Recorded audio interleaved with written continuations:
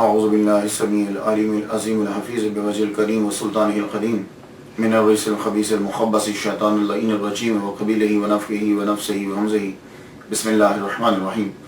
تمام نبیوں کے سردار حضرت محمد صلی اللہ علیہ وآلہ وسلم اور تمام مذاہب کے سردار دین اسلام کے پیروکاروں، سلام علیکم۔ آج جس ہستی کا ذکر ہو رہا ہے، کرنے جا رہا ہوں، وہ مشہور ہوئے اپنی کنیت سے، یعنی حضرت ابو الحسن خرقانی رحمۃ اللہ علیہ۔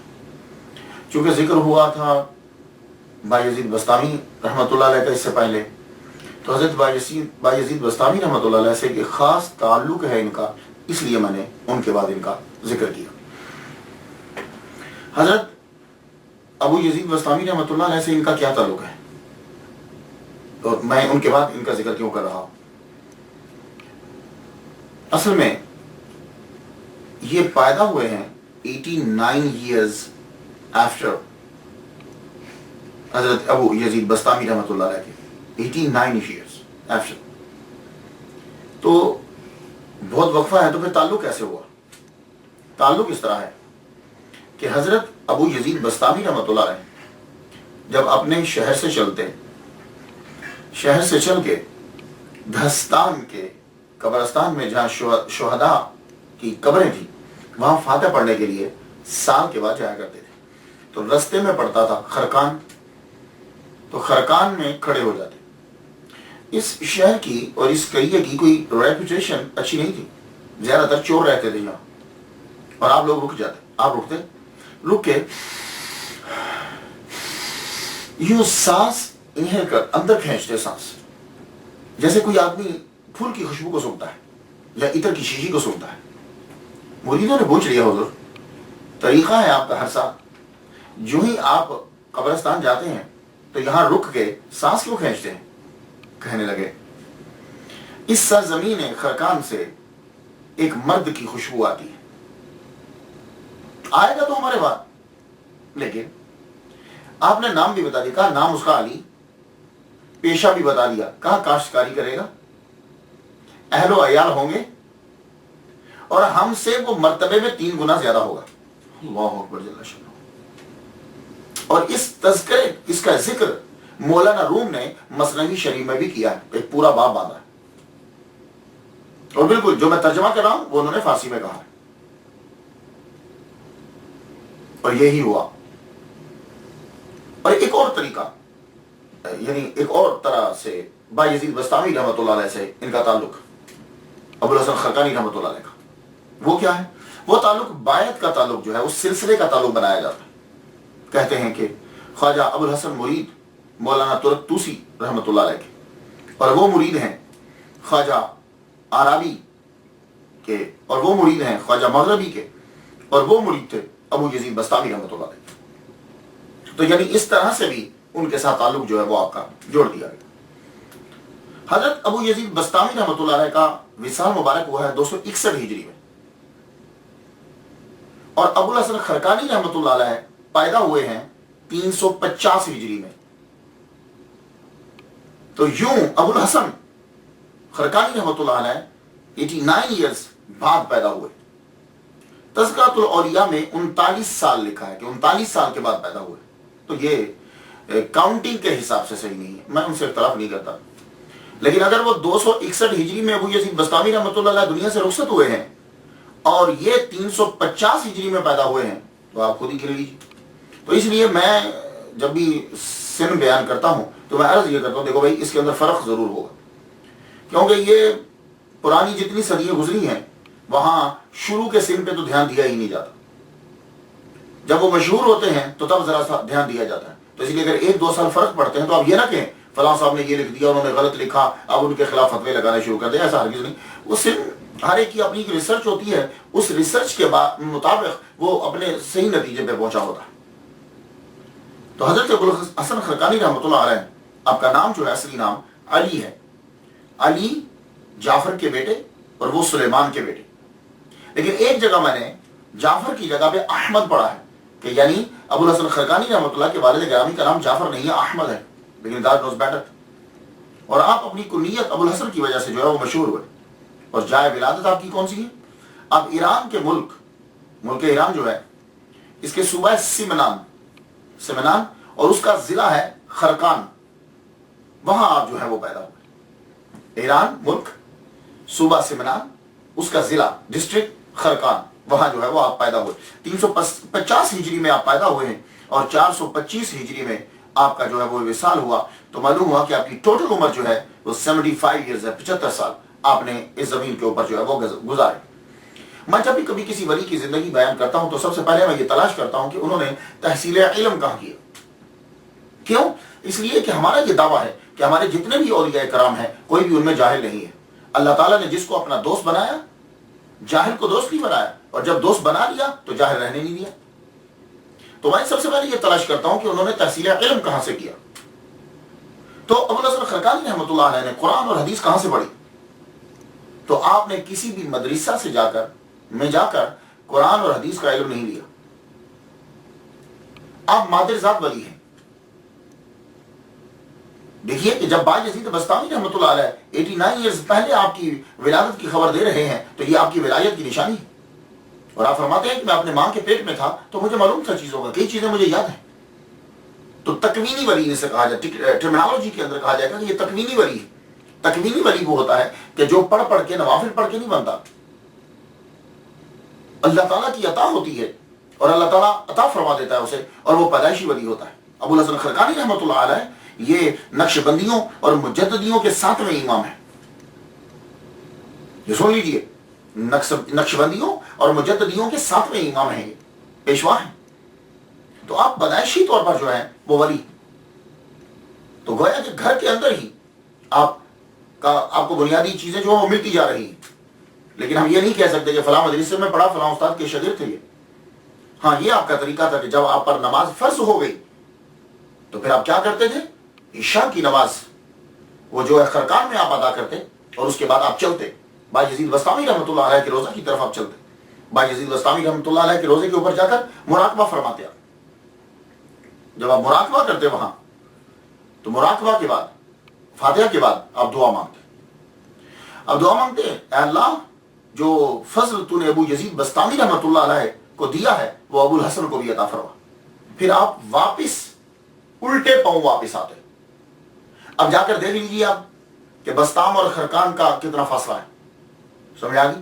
تو اب آپ واپس جب آتے تو اب آپ کمر نہیں کرتے، یوں منہ روزہ کی طرف اور یوں واپس پلٹتے جاتے۔ 12 سال تک آپ نے یہی کام کیا۔ بلوغت کے بعد 12 سال تک آپ کا یہ طریقہ تھا۔ عشاء کی نماز آپ خرقان میں ادا کرتے، نماز ادا کرنے کے بعد باجزید بستامی رحمۃ اللہ علیہ کے روزے پر جاتے، وہاں مراقبہ کرتے اور یہی دعا روز مانگتے۔ 12 سال جب گزر گئے تو تربت سے آواز آئی، ابو یزید بستامی رحمۃ اللہ علیہ کے روزے سے آواز آئی، اے ابو الحسن اب وقت آ گیا ہے، تو ایک جگہ بیٹھ کر مخلوق کو اللہ کی راہ دکھا، اور جو تو دعا مانگا کرتا تھا وہ قبول ہو گئی، چل الحمدللہ سے پڑھنا شروع کر دے اور خرقان کی طرف واپس پلٹ جا۔ تو حضرت ابو الحسن خرقانی رحمۃ اللہ علیہ نے جب یہ آواز سنی تو اب آپ نے سورہ فاتحہ شروع کر دی پڑھنا، الحمدللہ رب العالمین الرحمن الرحیم، اور واپس خرقان کی طرف جانے لگے۔ جب خرقان میں پہنچے تو پورا قرآن مجید پڑھ چکے تھے اور اللہ تعالیٰ نے ان کو عطا فرمایا اور وہ پورا قرآن مجید ان کو زبانی یاد ہو چکا تھا۔ یہ ہے قرآن کی تعلیم کہ یعنی بستام سے چلے، الحمد سے شروع کیا اور والناس خرقان تک ہو گیا اور پورا قرآن مجید زبانی یاد ہو گیا۔ یہ ان کی نظر ہے، اللہ کا کرم ہے۔ اللہ تعالیٰ نے تمام باطنی دروازے بھی کھول دیے، تمام علوم آشکار ہو گئے، گویا کہ علم لدنی عطا فرما دی۔ اب اللہ تعالیٰ نے کتنے مراتب ان کے طے کیے، ایک طویل گفتگو ہے، اور ابو الحسن خرقانی رحمۃ اللہ علیہ پر بہت زیادہ لکھا ہے، جس نے بھی لکھا بہت زیادہ لکھا۔ اور اگر آپ ڈیٹیل سے پڑھنا چاہتے ہو تو میں ریکمینڈ کروں گا آپ کے لیے تذکرۃ الاولیاء، اس کے اندر آپ پڑھیے باجزید بستامی رحمۃ اللہ علیہ کی پرواز اور ابو الحسن خرقانی رحمۃ اللہ علیہ کی پرواز جو ہے، اور پھر مراتب اور درجات جو ان کو عطا ہوتے گئے اور ان پر جو چیزیں آشکار ہوتی گئیں یہ ان کو واضح کرتے گئے، بتلاتے گئے۔ تو وہ آپ جا کے تذکرۃ الاولیاء کے اندر ڈیٹیل کے ساتھ جو ہے وہ آپ پڑھ سکتے ہیں، لیکن میں چند گوشوں پہ گفتگو کرتا ہوں، ایک تو ٹائم نہیں ہوتا اور دوسرا ایک میرا متمع نظر کچھ اور ہے۔ اولیاء کرام کے بارے میں جو بتانا چاہتا ہوں چیزیں، وہ چند چیزیں میں ان میں سے اسٹڈی کرنے کے بعد چنتا ہوں۔ اب دیکھیے تحصیل علم کے بعد دوسری چیز میں جو دیکھتا ہوں اولیاء کرام کے اندر، وہ میں دیکھتا ہوں توحید اور رسالت کے بارے میں ان کا کیا کنسپٹ ہے. کیونکہ دھندلا کر دیا ہے اولیاء کرام کا تصور لوگوں کی نظر کے اندر. لوگ اولیاء کرام کو پتہ نہیں کیا سمجھتے ہیں. میرا جو متوہ نظر ہے، جو میں نے یہ سلسلہ شروع کیا ہے، اور میں امید کرتا ہوں کہ آپ لوگ میرے ساتھ تعاون کرو گے، کیونکہ اس کے اندر کسی کو کوئی لالچ نہیں ہے. اللہ کی رضا کی خاطر ہم اولیاء کی سیرت کو دوسروں تک پہنچا رہے ہیں. توحید اور رسالت دوسرا عنوان میں لیتا ہوں ان کی زندگی سے. اب ابو الحسن خرقانی رحمۃ اللہ علیہ میں دیکھتا ہوں کہ یہ توحید پر ان کا ایمان اور حضور پر ان کا ایمان اور اس کا اظہار وہ کیسے کرتے ہیں. سنیے، آپ ایک دن فرماتے ہیں، اے اللہ میں ہر جگہ تیرا غلام ہوں، تیرا بندہ ہوں، اور تیرے محبوب سلطان الانبیاء کا میں نوکر ہوں. دونوں چیزیں آ گئی، دونوں چیزیں آ گئی. اللہ تعالیٰ کو کہہ رہے ہیں کہ میں تیرا بندہ، اور حضور سے کہہ رہے ہیں کہ میں آپ کا نوکر. اور پھر ایک جگہ فرمایا ہر شے کی انتہا ہے، ہر شے کی انتہا ہے. بعض جگہ کہ مجھے ہر شے کی انتہا معلوم ہو گئی، لیکن حضور صلی اللہ علیہ وآلہ وسلم کے مدارج کی کوئی انتہا نہیں.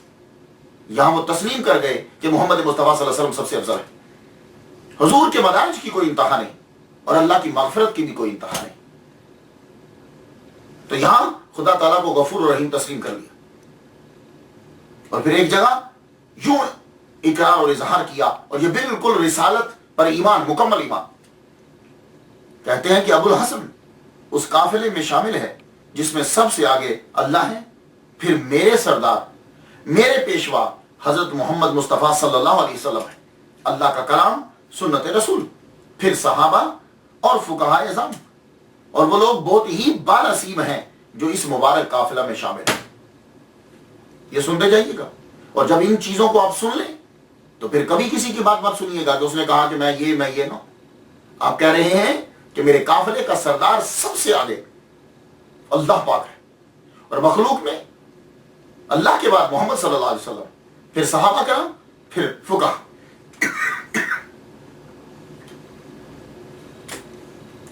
تو اس سے معلوم ہوا کہ آپ کا صحابہ پر بھی یقین، توحید اور رسالت. اور ایک دن فرمایا آپ نے، نہ میرا جسم ہے، نہ دل، نہ زبان، میری ان تینوں چیزوں میں اللہ ہی اللہ ہے. قل ان صلاتی و نسکی و محیای و مماتی للہ رب العالمین. ہر شے ہمارا جسم تک ہمارا نہیں، تینوں پر اللہ ہی اللہ ہے. فرمایا جس دل میں اللہ کے سوا کوئی اور ہو وہ دل مردہ ہے.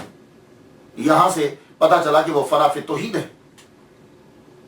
اور فرماتے ہیں ساری عمر اس طرح گزاری ہے کہ ایک سجدہ بھی فرمان مصطفیٰ صلی اللہ علیہ وآلہ وسلم کے خلاف نہیں کیا. یہاں سے اتباع سنت کا ثبوت بھی مل گیا.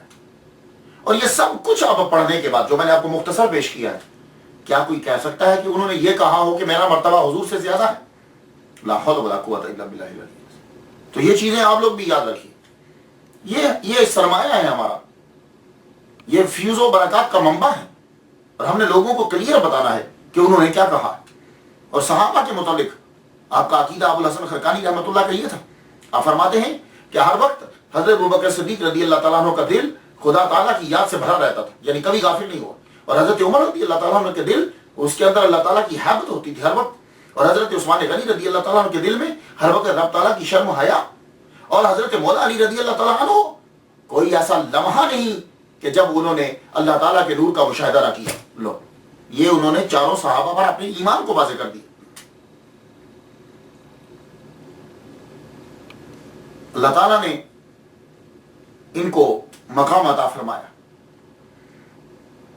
پھر یہ مقام ہے ولایت پر پہنچتے، بڑھتے بڑھتے بڑھتے بڑھتے بڑھتے عاجزی و انکساری، اللہ اکبر جل شانہ.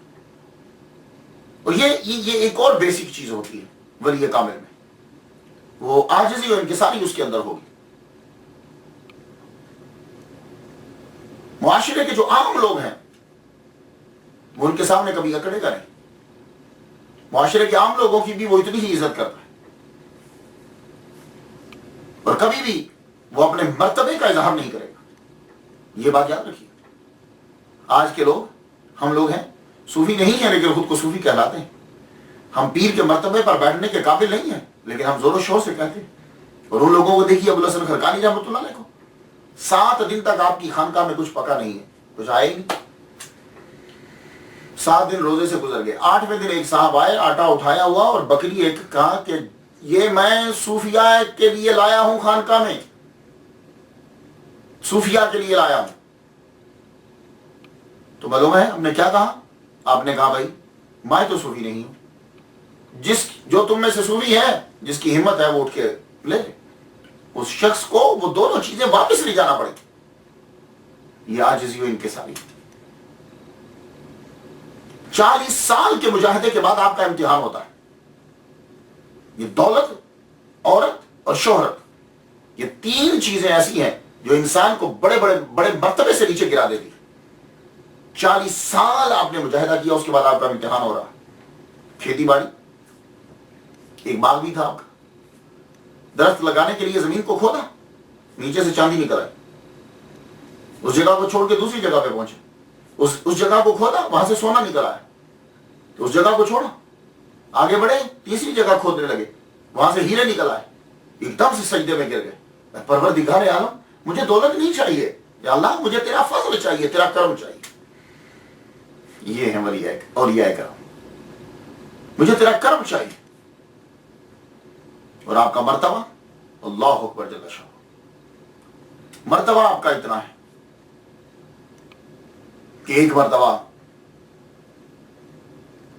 ایک مرید نے آ کے عرض کی، حضور میں کوہ لبنان پہ جا کر قطب عالم کا دیدار کرنا چاہتا ہوں، مجھے اجازت دیں؟ آپ نے فرمایا جاؤ، میں تجھے اجازت دیتا ہوں کہ تم لبنان چلے جاؤ۔ کہاں تھے؟ خرقان میں۔ کہاں جانا ہے؟ لبنان میں۔ تو لبنان میں جا کے میں قطب عالم کی زیارت کروں؟ فرمایا کہ جاؤ۔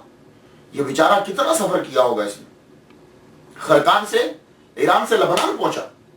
لبنان جب اس جگہ پہ پہنچا، وہ پہاڑی تھی، وہاں دیکھا کہ سب بسب لوگ بیٹھے ہیں، آگے جنازہ ہے اور انتظار کر رہے ہیں۔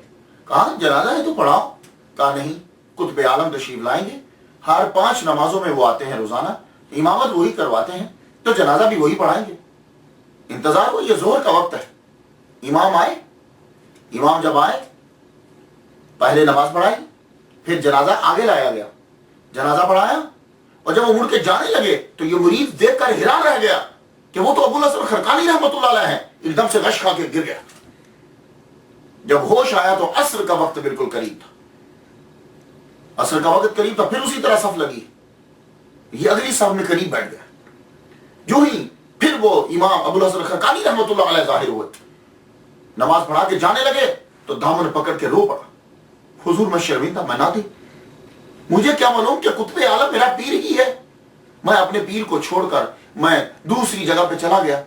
آپ نے خاموشی سے کہا چپ کر جاؤ، میرے دامن کو پکڑو اور واپس چلتے ہیں۔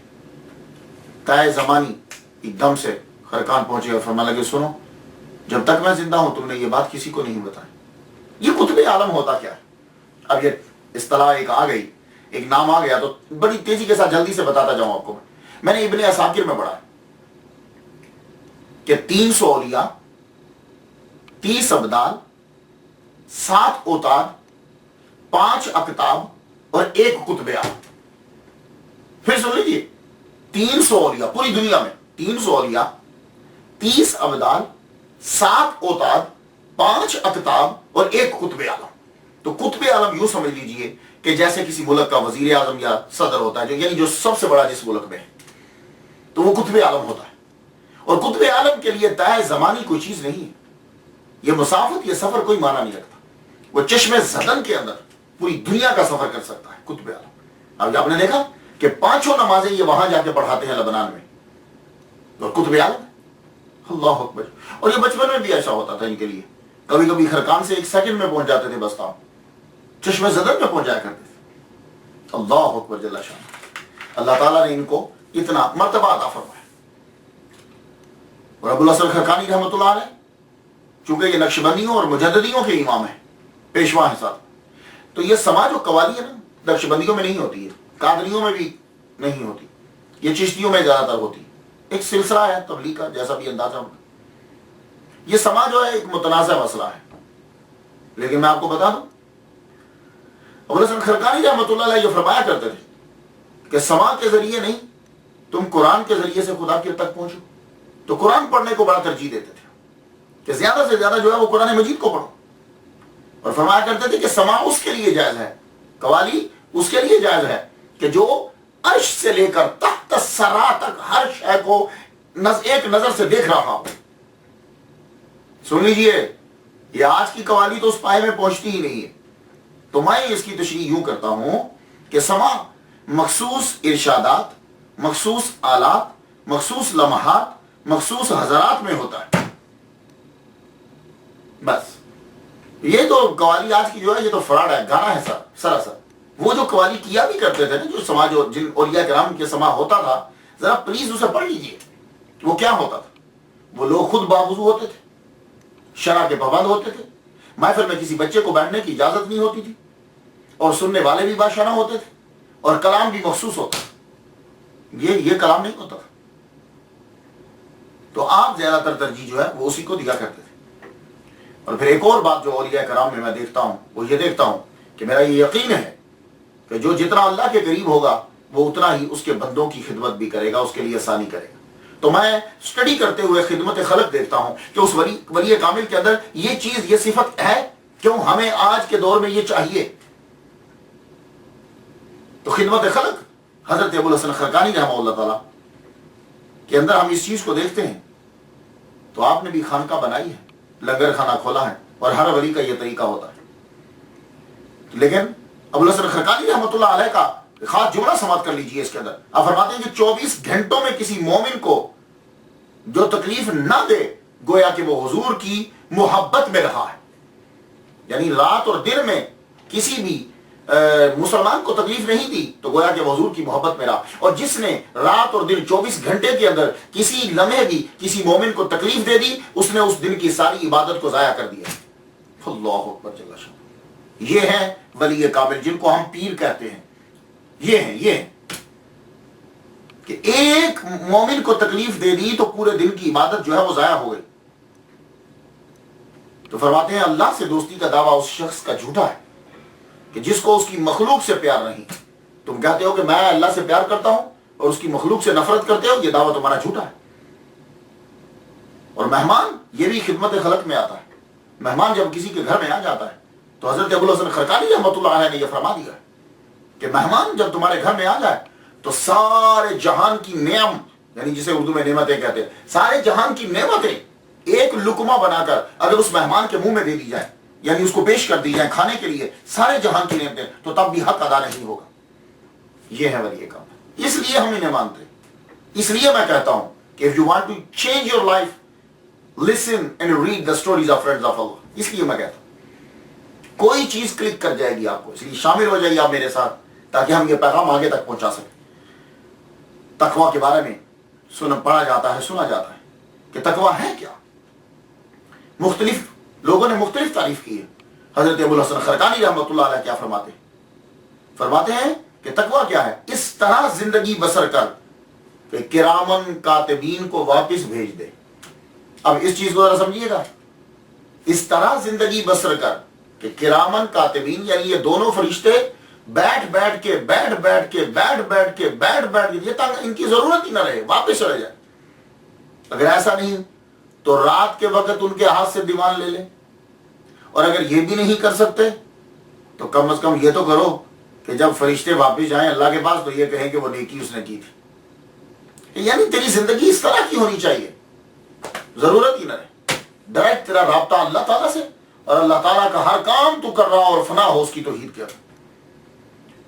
اور میں نے جو یہ ولی کامل پہلے دیکھے ہیں کہ جنہوں نے مومن کی طاقت کے اسرار کھول دیے کہ مومن کے اندر طاقت کتنی ہوتی ہے۔ ہم لوگ اپنے آپ کو کمزور سمجھتے ہیں، اس کی وجہ یہ ہے کہ ہم نے روحانیت کو چھوڑ دیا ہے۔ جب ہم روحانیت کے اندر آ جائیں گے، ولیوں کے پیچھے چلنے لگ جاتے ہیں، ولایت کے رستے پہ چلتے ہیں، تو پھر کیا ہوتا ہے؟ اب مومن کی طاقت کو ابوالحسن خرقانی رحمۃ اللہ علیہ کی نظر سے سن لیجیے۔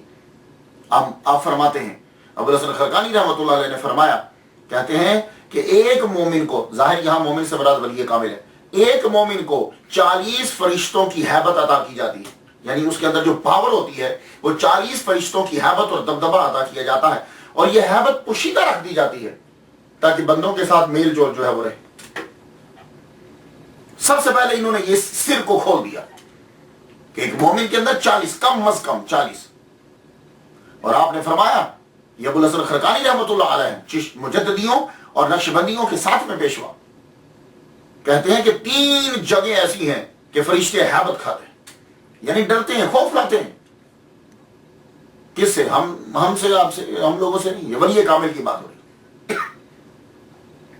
پہلی جگہ ملک الموت جب وہ جان لینے آتے ہیں، دوسری یہ کرام کاتبین لکھتے ہوئے، اور تیسری جگہ منکر نکیر سوال کرتے ہوئے خوف کھاتے ہیں ولی کامل سے، مومن سے. اب پھر وہی مسئلہ آ گیا کرامت کا. آپ بھی سچے اور سچے اولیاء کی طرح کرامت دکھانے سے بھاگتے ہیں. فرماتے ہیں کہ اللہ نے مجھے بڑی طاقت عطا فرمائی، مگر لوگوں پر رعب جمانے کے لیے کرامت کا اظہار میں نہیں کرتا. دیکھ لیا آپ نے، آج کل لوگ فوراً ذرا کوئی خواب آیا نہیں تو صبح بتایا نہیں تاکہ لوگوں کے اوپر اثر پڑے، اور کرامات لکھتے جاؤ. تو فرماتے ہیں میں کرامت کا اظہار نہیں کرتا. کہی کیوں؟ کیونکہ جو ظہور کرامت کی خواہش رکھتا ہے اس پر اللہ کرامت کے دروازے بند کر دیتا.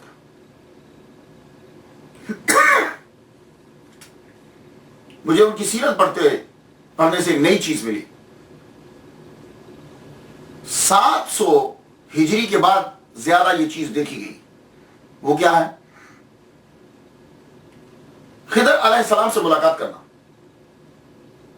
میں نے اکثر دیکھا ہے سیرت جب میں پڑھتا ہوں تو مریدین فل کوشش کرتے ہیں کہ پیر صاحب کی ملاقات کسی نہ کسی طرح خضر علیہ السلام سے ہو جائے.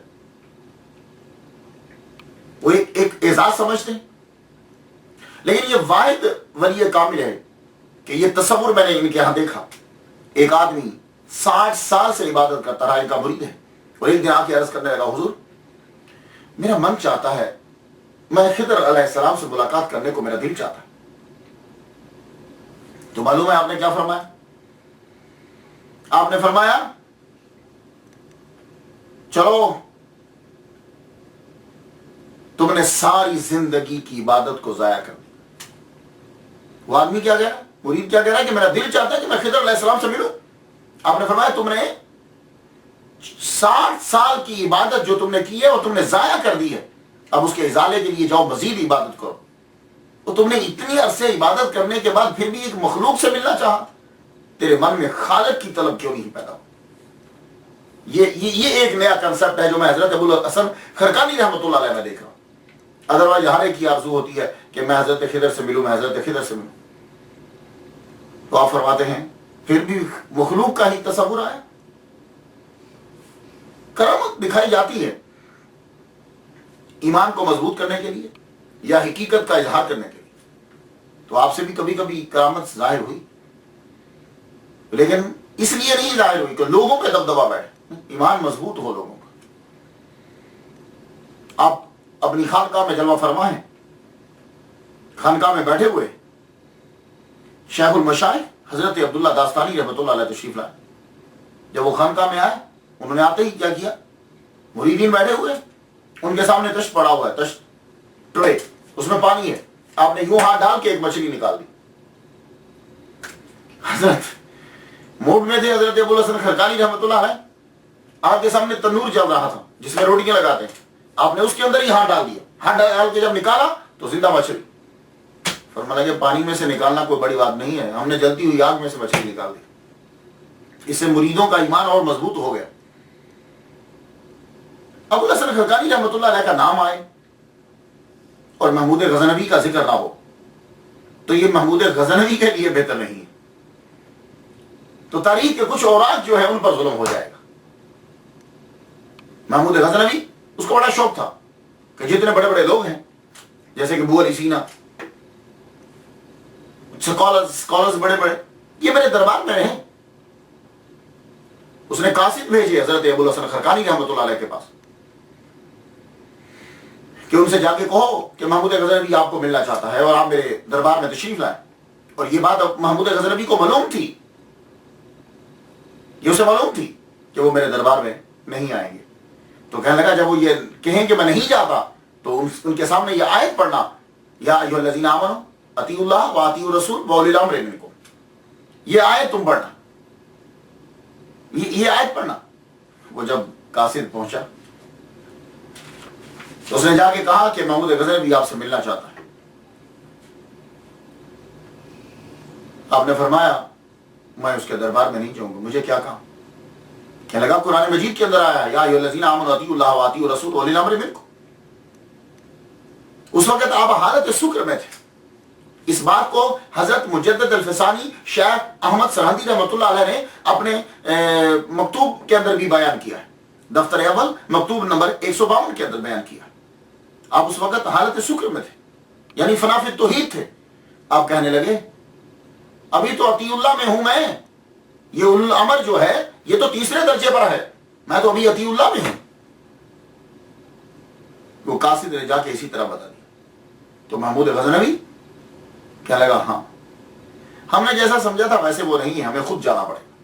महमूद गजनवी ने क्या किया, खुद उसने एयाज का लिबास पहना अपने गुलाम का, और एयाज को अपना लिबास पहनाया बादशाहों का, और 10 औरतों को मर्दों के लिबास पहना दिए। और ये लेकर जब आपके दरबार में पहुंचा, सलाम किया, आपने जवाब सलाम कर दिया लेकिन खड़े नहीं हुए। अब ये जब दरबार में खानकाह में दाखिल हुए तो आपने सिर्फ इसी का हाथ पकड़ा। हालांकि ये गुलाम बनकर आया था, इयाज बनकर आया था, और बादशाहों वाला लिबास इयाज ने पहना हुआ था। हाथ पकड़ा और कहने लगा महबूब इन सब से कहो ये नामहरमों से ये चले जाएं। सबको बाहर भेज दिया, हाथ पकड़ के बैठा, बैठ। बैठते ही कहने लगा हुजूर बायजीद बस्तामी रहमतुल्लाह अलैह की कोई बात सुना दीजिए। तो आपने फरमाया मेरे पीर बायजीद बस्तामी रहमतुल्लाह अलैह ने यह कहा है कि जो मुझे देख ले बदबख्तों की लाइन से निकल जाएगा। तो कहने लगा महमूद गजनवी कहता है ये तो फिर हुजूर से भी रुतबा बढ़ गया कि हुजूर को अबू जहल ने और अबू लहब ने देखा लेकिन वो बदबख्त के बदबख्त रहे। उस वक्त जलान आया आपको। अबू हसन खरकानी रहमतुल्लाह फरमाने लगे हद अदब, अपनी बिसात में रहो और अपनी औकात में रहो। अबू जहल और अबू लहब मोहम्मद सल्लल्लाहु अलैहि वसल्लम को देखा ही नहीं। वतराहुम यंजुरूना इलैका वहुम ला युबसिरून, सूरह राम। और तू उनको देखता है कि वो चश्मे जाहिर से तेरी तरफ देखते हैं, हालांकि चश्मे बसीरत से तुझे नहीं देखते। इस आंख से देख रहे हैं, चश्मे बसीरत से नहीं देखते। बात उसकी समझ में आई। कहने लगा मेरे लिए हुजूर दुआ कीजिए। आपने फरमाया जाओ हम तुम्हें नसीहत करते हैं तकवे की, बाजमात नमाज अदा करने की, सखावत की और खिदमत खलक की। कहने लगा हुजूर दुआ करवाने आया हूं, कई बार हमला कर चुका हूं, सोमनाथ पे हमला करना चाहता हूं। आपने अपना जुब्बा अता फरमाया। कहने लगे जाओ इसे सामने रख के दुआ मांगना। मेरे वालिद गिरामी पीर तरीक़त रहबर शरीयत हज़रत अल्लामा तालिब हुसैन शाह रहमतुल्लाह अलैह 7 रमज़ान 2004 में उनका विसाल हुआ। वो इस वाक़े को बयान किया करते थे। बचपन से इस वाक़े को मैंने सुना लेकिन मैंने थोड़ा सा डिटेल से बयान किया। यहां मैं रुक के जरा बता दूं कि ये सोमनाथ पर क्यों हमला करना चाहता, जबकि और भी बड़े मंदिर हैं। ये उन मंदिरों पर हमला कर चुका है, सोमनाथ पे क्यों करना चाहता। मैंने चंद चीजें रिसर्च आपके लिए ताकि आपको ये मालूम हो जाए कि महमूद गजनवी जो है वो इस सोमनाथ के मंदिर पर हमला क्यों करना चाहता था और ये इतना इंपॉर्टेंट क्यों है। इसकी बहुत सी वजूहात हैं। ये सोम जो है, ये सोमनाथ, वैसे इसका तर्जमा प्रोटेक्टर ऑफ द मून भी किया जाता है। अरब से लेकर आए थे और इस मंदिर में लाके रखा गया। वो 1400 साल पुराना है और ये मंदिर खुद ये हजरत ईसा अलैहिस्सलाम के दौर का है। तो सोमनाथ अब जो है ये अहमदाबाद गुजरात इसके अंदर आता है, अहमदाबाद गुजरात के अंदर आता है और ये गंगा से तकरीबन 600 माइल दूर है, गंगा से 600 माइल दूर। और आप सुनकर हैरान होंगे कि गंगा से रोजाना पानी लाया जाता इसको गुस्ल देने के लिए। 600 माइल से रोजाना पानी लाया जाता। 500 रकासाएं हमा वक्त वहां मंदिर के अंदर हाजिर रहती, वो इबादत पूजा का जो उनका तरीका। 300 मौसीकार रहते बजाने, सांस बजाने के लिए। اور 300 آدمی، اتنے لوگ اس مندر میں آتے تھے کہ 300 آدمی باربر وہاں رہتے تھے شیو بنانے کے لیے، ٹنڈ کرنے کے لیے. اور سومناتھ کا مندر 5 منزلوں پر مشتمل تھا اور ارد گرد سمندر بھی ہے. مزید اس کے گرد خندقیں کھودی گئی اور ان خندقوں میں پانی بھر دیا گیا اور وہاں ہر وقت پہرے دار رہتے تاکہ کوئی آگے سے حملہ نہ کر سکے. اس میں کشتیاں چلتی رہتی اور لائٹ کا اندر انتظام نہیں تھا کہ وہاں بڑی بڑی کندیلیں لگا دی گئی، نہیں، وہاں اندر ہیرے جواہرات لٹکائے گئے تھے کہ جن کی اپنی چمک سے روشنی رہتی تھی. اللہ اکبر. 56 ستون تھے اس کے اندر ساگوان کی لکڑی سے جو بنے ہوئے تھے. 200 سیر گولڈ سونا استعمال کر کے 200 سیر سونا استعمال کر کے ایک چین بنائی گئی تھی اور وہ چین جو ہے وہ کھینچتے تھے، اس کے ساتھ آگے ٹل تھا جو بجتا تھا. اور اس مندر کے اندر میں نے ایک حساب لگایا میری ریسرچ کے مطابق 6.5 ٹن سونا تھا پورے مندر کے اندر. سارا سونا جو ہے 6.5 ٹن محمود غزنوی جو ہے وہ یہاں سے سونا لے کر گیا. یعنی اس دور کے اندر 20 ملین دینار کا سونا اور چاندی اس مندر کے اندر. اتنا یہ عظیم اور امیر مندر ہے. اب کوشچن اٹھے گا کہ محمود غزنوی جو دعا کروانے آ رہا ہے یہ مندر کے لیے یہ مندر اتنا امیر کیوں ہے؟ سب لوگ ادھر کیوں جاتے ہیں؟ اصل میں وجہ یہ ہے کہ پہلے تو بات یہ ہے یہ سب سے قدیم تھا، سب سے پرانا تھا، تو سب لوگوں کا رجحان ادھر. تو یہاں کے جو پروہت تھے، برہمن تھے، انہوں نے مشہور کر رکھا تھا پورے ہندوستان کے اندر کہ سنو، تم لوگ جب مر جاؤ گے تو تم سب کی روحیں اسی مندر میں آتی ہیں اور یہاں آ کر شیو جی کی پوجا کرتی ہیں. اب اگر تم چاہتے ہو کہ دوبارہ تمہاری روحیں جب زندہ ہوں تو تم دوبارہ جب جنم لو تو امیر کبیر بنو تو یہاں زیادہ سے زیادہ جو ہے وہ ڈونیشن دیا کرو، زیادہ سے زیادہ دان دو. تو اب لوگ جو ہیں وہ امیر بننے کے لیے دوبارہ جب پیدا ہوں تو امیر ہوں تو پھر وہ چاندی دیتے، سونا دیتے، اور بڑے بڑے راجا جو تھے، مہاراجا اور راجا، وہ وہاں آ کر جواہرات دیتے اور لونڈیے تک جو ہے وہ اس مندر میں بھیجا کرتے تھے. اب آپ لوگ سمجھ گئے ہوگے سومناتھ کے مندر میں اتنا پیسہ کیوں تھا. اور پھر ان کی ٹیکنیک انہوں نے عجیب استعمال کی تھی. وہ شیو جی کا جو لنگ ہے، اب یہ لنگ کی ریسرچ آپ بھی جا کے کیجئے گا کہ کیا ہے. وہ شیو جی کا لنگ انہوں نے اس طرح ہوا میں معلق کیا ہوا تھا کہ عام آدمی دیکھ کر حیران ہو جاتا تھا کہ یہ بغیر کسی چیز کے کیسے ہے. تو وہ زیادہ سے زیادہ اور دیتے تھے. اور اصل میں بات یہ تھی کہ ارد گرد انہوں نے مقناطیس لگایا ہوا تھا اور اس کے اندر لوہے کا استعمال تھا اور وہ چاروں طرف سے کشش برابر تھی تو وہ ہوا کے اندر یوں تھا. تو لوگ سمجھتے تھے کہ یہ شیو جی کے لنگ کی برکت ہے. اور آج بھی آپ جا کے دیکھ لیجئے اس لنگ کے اوپر بالکل ایک چاندی کی بنائی ہوئی یوں، اور اس میں دودھ ڈالتے ہیں، نیچے ہلکا سا سوراخ ہے، وہ ہر وقت اس کے اوپر دودھ جو ہے وہ گرتا رہتا ہے. اور یہ لوگ وہاں پھول ڈالتے ہیں، کھانا ڈالتے ہیں، ایک دفعہ ڈال کے پھر دوبارہ ڈالتے ہیں، پھر وہاں سے لے کے آگے جاتے ہیں اور یوں لگا کے چومتے بھی رہتے ہیں. وہ لنگ کی جا کے آپ ریسرچ کر لیجئے گا وہ لنگ اصل میں ہے کیا. تو یہ مندر جو ہے تو وہ مندروں کو اس لیے نہیں حملہ کرتا تھا محمود غزنوی کہ یہ عبادت خانے ہیں، نہیں. اصل میں وجہ یہ تھی کہ اس دور کے اندر جتنے بھی مندر تھے وہ سیاسی مرکز ہوتے تھے، وہیں سے احکامات جاری ہوتے تھے اور وہیں سے کنٹرول کیا جاتا تھا ملک کو.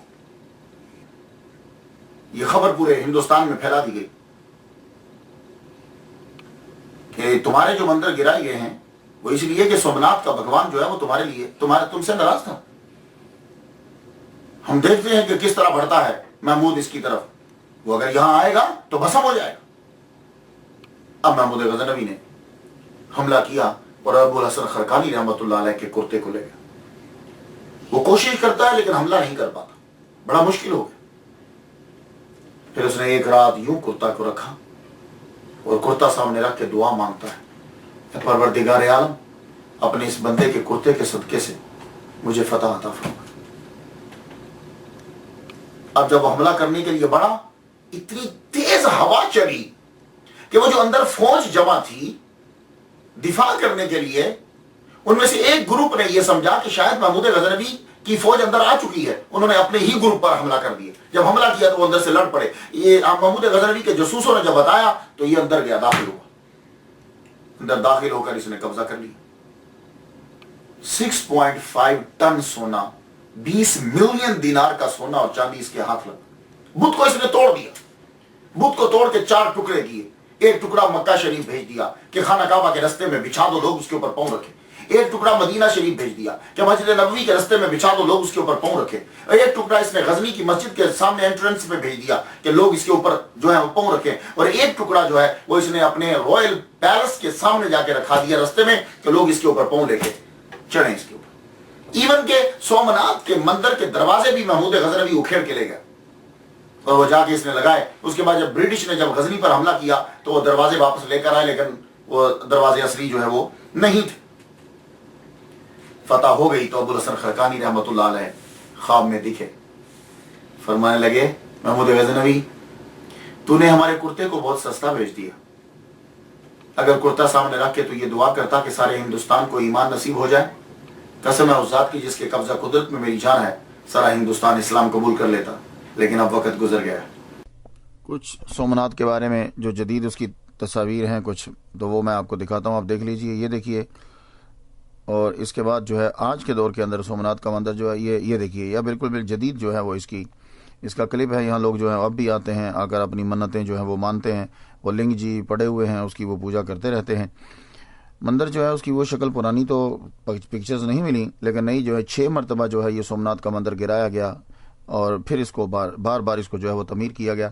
اور اب یہ کہتے ہیں کہ 1947 کے اندر ولبھ بھائی پٹیل نے جو ہے وہ اس کی تعمیر جو ہے وہ کروائی تھی، اور تعمیر جو ہے وہ اس کی ہوتی رہتی ہے. محمود غزنوی کی وفات ہوئی 1030 میں، 1030 عیسوی میں، اور ابوالحسن خرقانی رحمۃ اللہ دنیا سے رخصت ہوئے 1033 میں، یعنی 3 سال کے بعد دنیا سے رخصت ہوئے. 10 محرم بروز منگل 425 ہجری. آپ نے وصیت کی تھی کہ میری جب لحد جو ہے وہ بنائی جائے تو 30 گز میری لحد کو نیچے رکھ کے بنایا جائے. 30 گز. کیوں؟ میں نہیں چاہتا کہ میری لحد جو ہے وہ میرے پیر ابو یزید بستامی رحمۃ اللہ علیہ سے بلند ہو جائے. تو آپ شہر بستام کے گاؤں خرقان میں آپ کا مزار ہے. یہ حضرت ابوالحسن خرقانی رحمۃ اللہ علیہ کا مزار جو ہے وہ دیکھیے، زیارت کیجیے. ان کی بہت خوبصورت بنایا گیا. یہ دیکھیے، دور سے اس کی ایک جھلک ملاحظہ کیجیے. اور یہ اس کے اوپر ان کے بارے میں تحریر کیا گیا ہے، فارسی کے اندر جو ہے وہ لکھا ہوا ہے.